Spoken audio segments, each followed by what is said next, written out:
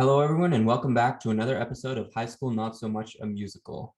This is the second part of the two-part series with Maryam Pervaiz, who is an anthropologist. And in this episode, she talks about the intersection between anthropology and medicine and how she's using that intersection to create amazing films to educate people about the history of humans and medicine. Stay tuned for that right after this. Yeah, I feel like the difference between our like term project at the end of the year and what you did is that we wouldn't go to like a new place to learn. We would just go there like as a break. But yeah, like you went there to like analyze like anthropology of like tourists and stuff. Well, like ours, like we had COVID, but the last time we did it, like my friends and I, we went to Hawaii, and we were just relaxing that time, so we weren't learning anything. But yeah, I feel like it's sort of similar to maybe doing like an on-campus like summer program, because like you're going there to learn, but you also get to like hang out with people at the same time. So it could be similar to that. But Ayush has the next question. Yeah, so I wanted to talk about, you talked about how in Iceland you were able to start pursuing various different like projects on your own regarding anthropology. Specifically, you talked about, the film that you're working on. So could you talk a little bit more about, number one, the film that you're working on, how you're going about it, like what's the progress on it, what stage are you currently at? And also like the film topic about like the intersection of anthropology and medicine. How are you able to combine those two fields to like have a positive social impact? I think those will be two very interesting questions. Yeah. No, that's great. So this was in 2017. So I did that film project. So he definitely definitely had a lot of time to have fun. I think after the trip, then we had like maybe a week to sort of finish up any like work. So for that was more of a final project, almost like video essay sort of format. I just thoroughly love the digital storytelling format and film in general. Um, so I used like a lot of sort of clips from there and sort of like all the sort of I kind of combined when we're talking about like sort of science and media and medicine and like those type of things. They surprisingly do work very well together, and I think like a field like anthropology really solidified that for me because like I said, I like science, I like art, like I was always looking for that link, and that's been really great for me. And so with such a film, you can sort of I was able to explore the actual sort of medical understandings of certain things, but at the same time those cultural elements, and have a lot of the actual country, the essence of the country portrayed through film, right? So like you're showing like the volcanoes and the sort of like the hot like spots and the steam baths and all those type of things, and then you're like comparing that to other more scientific concepts, say about health, but then you're relating it back to what is that sort of mean for the culture and all those interesting themes, and they do like work very well together. And so this was just sort of like a project I did for school at the time, but currently, just to throw it out there since we're on the topic, I am working on a short film about like sort of medical anthropology, which discusses faith and sort of biomedicine. So that's something I'm doing independently right now anyways. So yeah, film is an interesting and important medium for me. I feel like what would be interesting would be to see if you had any questions for us, because we're high schoolers, we're preparing to go to college, and you just graduated from college. So I want to know if you had any questions for us. Oh yeah, so many. Oh my gosh. So what sort of scares you about the prospect of like jumping into the quote unquote real world or like next phase? And then what sort of excites all of you? Do you want to go first? Yeah, so I'll answer that question backwards. So I think the one thing I'm excited for is that I get to move out of my house, and then I get to go live on campus. Make new friends, meet a lot of new people. But I think maybe the one thing that scares me is, or I don't know if I don't like this wouldn't happen during college, but maybe before the whole application process, because I feel like a lot of high schoolers nowadays they're really focused on getting into a good college, so it's really competitive. And then my sister, she's a senior right now, and she's doing all her college applications, or she just finished yesterday actually. But she's been up to 4 a.m. every single day working on her essays. So I don't know if I have that in me to stay up till 4 working on that. But yeah, no, that's definitely true. All of the above. It's a long, intense process, but it's definitely worth it. Here, I think, because I was applying to the US, but I was in Pakistan. So due to the time difference, I think I still had a day on January 31st or something, so I couldn't even I couldn't even celebrate New Year's. I was just up to the deadline. I was just oh God. But it's great that you have a sister, and that will definitely help to ease your fears and just sort of give you that courage that she can do it. You can do it for sure. yeah. And yeah, it's good. Yeah, she gives me a lot of great advice on what I should do. That's awesome. Do you want to? Yeah, I think that's what exactly scares me, because I'm the first in my family going to college in the US. My parents both went in India, and my brother's younger than me, so I'm kind of the first going through the entire US college application process. So I think that's the thing that scares me a little bit, because it's kind of setting the model for my brother or whatever. But I think what makes it exciting is it's kind of new terrain, something new to explore, something new to conquer, I guess, quote unquote. But yeah, I'm excited. I mean, I'm much closer than Rishi is, right? Actually, as Rishi mentioned, his sister is now done. In a year, I'm gonna be done with college applications too. So it's crazy that it's that close. So yeah. I mean,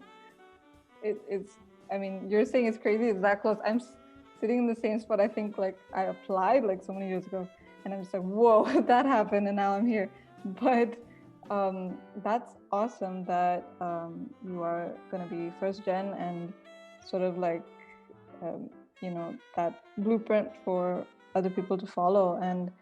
But definitely, I think you already possess a lot of sort of everything that you're going to bring to the table is already in you, and you're going to do great.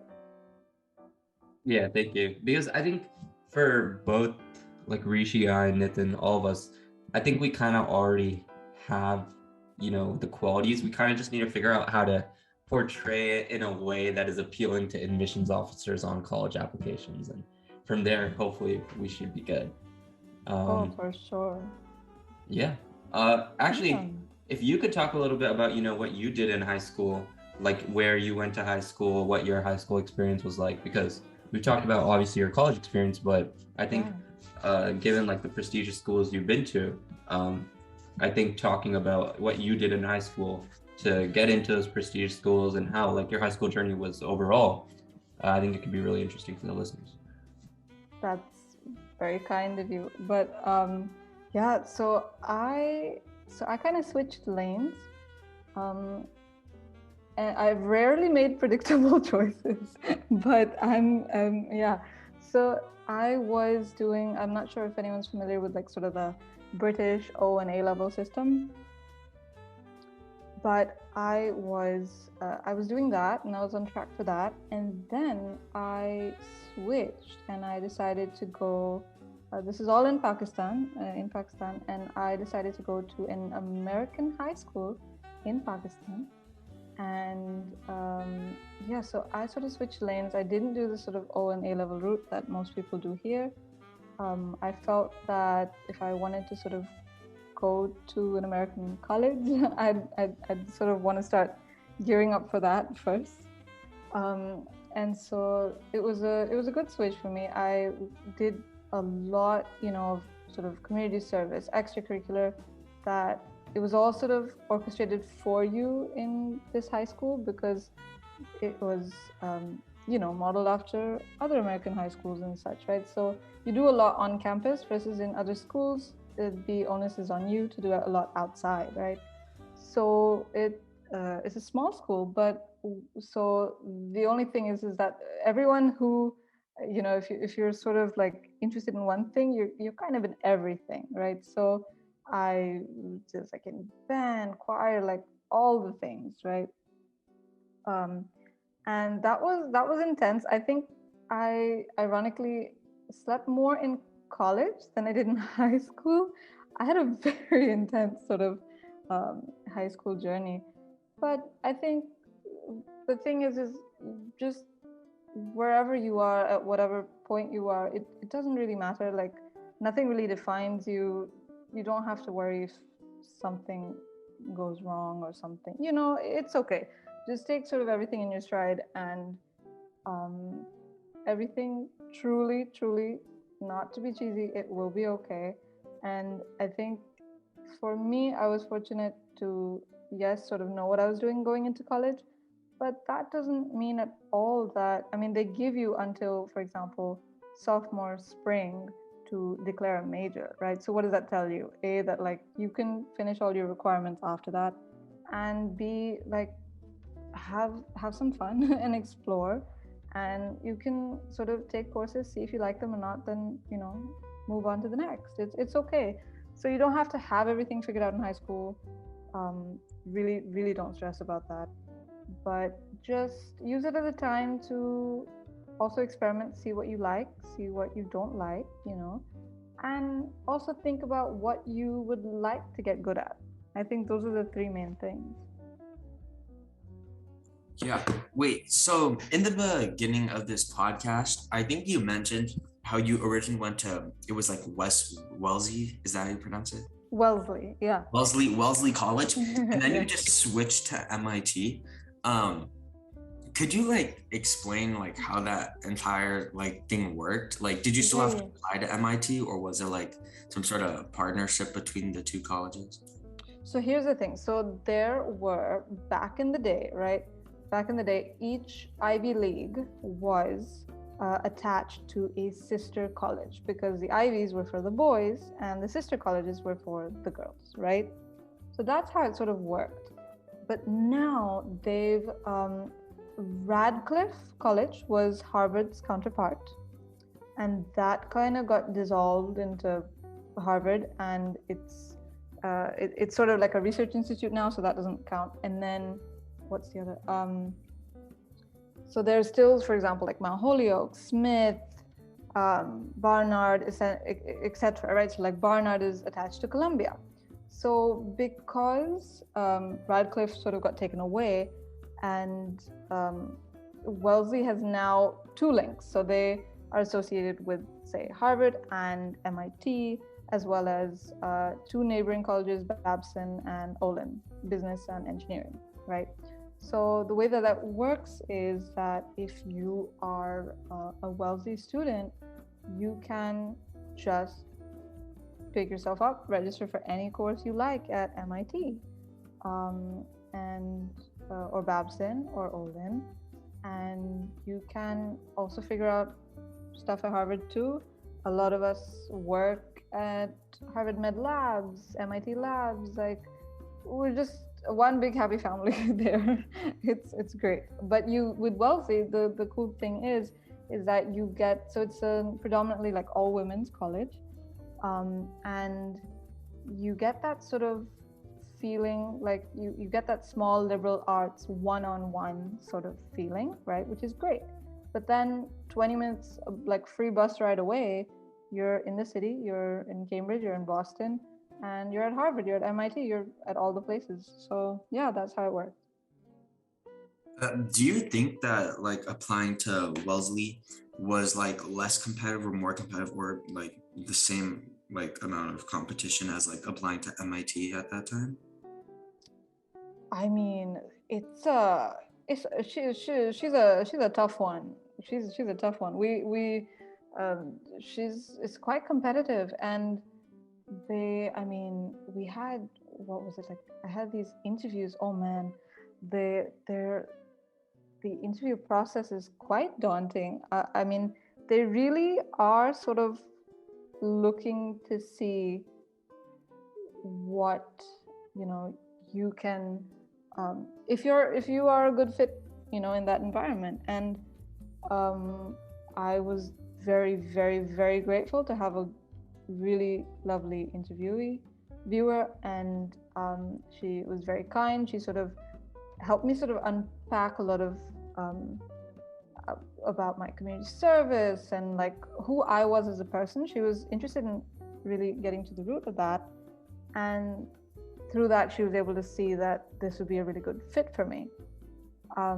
You know, some people it doesn't work out that way, but yeah, no, it's definitely a yeah, she's a tough one. And also we have at Wellesley itself, we have something called grade deflation.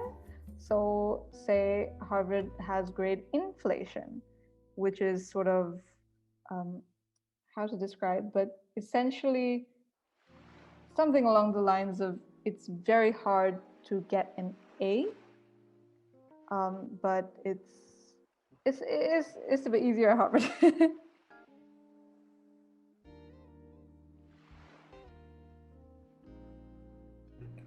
Okay, so thank you so much for like everything, and now we're like starting to wind down a little bit.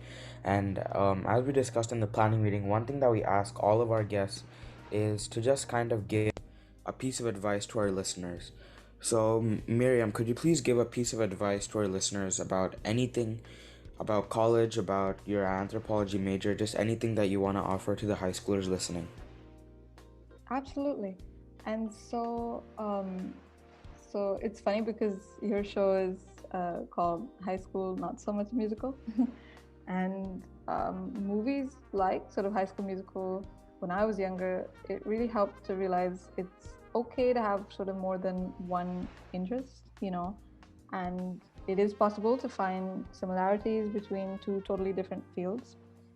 And so I guess I'd sort of say that can you can and you should, I mean, if you want, right, take a non-traditional path, but maybe sort of to secure yourself, take some calculated steps along the way, right? I think with social media and all sorts of non-traditional paths, we think that those are, say, easier or you can become an overnight success.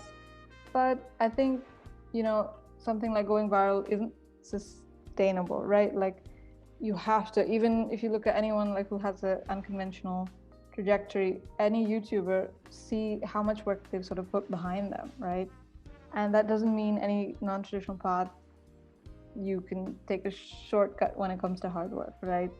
So I think just figuring out what you like, what's important to you, what you're good at, and then what you sort of would focus on to get better at. I think those are the things to look for when you're thinking of, you know, what's your next move and where you're going. And always sort of do what's right for you. Don't necessarily go to a school because you think that's the right thing to do. Really look into it, like a major, like, you know, a college. Look into why that would be the next best thing for you. So that was the end of our podcast. Thank you so much, Maryam, for your time. We thought it was a really excellent podcast, especially since you were younger than some of the other guests that we've had on who are in like their 40s and 50s. And it's really hard to relate to them as much as we were able to, you know, relate to you, your high school journey and your college journey, like term projects, etc. So I think our listeners will find it like super engaging and super helpful as well, because as we mentioned, like a lot of them are seniors currently applying to college or juniors, like thinking about applying to college pretty much this year because we're almost in 2022. So yeah, thank you so much for your time. And for our listeners, be sure to stay tuned to future podcasts. Thank you so much. High School Not So Much a Musical is hosted by Ayush Agarwal and Nitin Jaladanki. Narration by Samhit Padala. Music from Louis Luang Relaxation Cafe, Tune Pocket, and Infraction. If you like the show, please recommend it to your friends and family. Thank you for listening, and see you next time.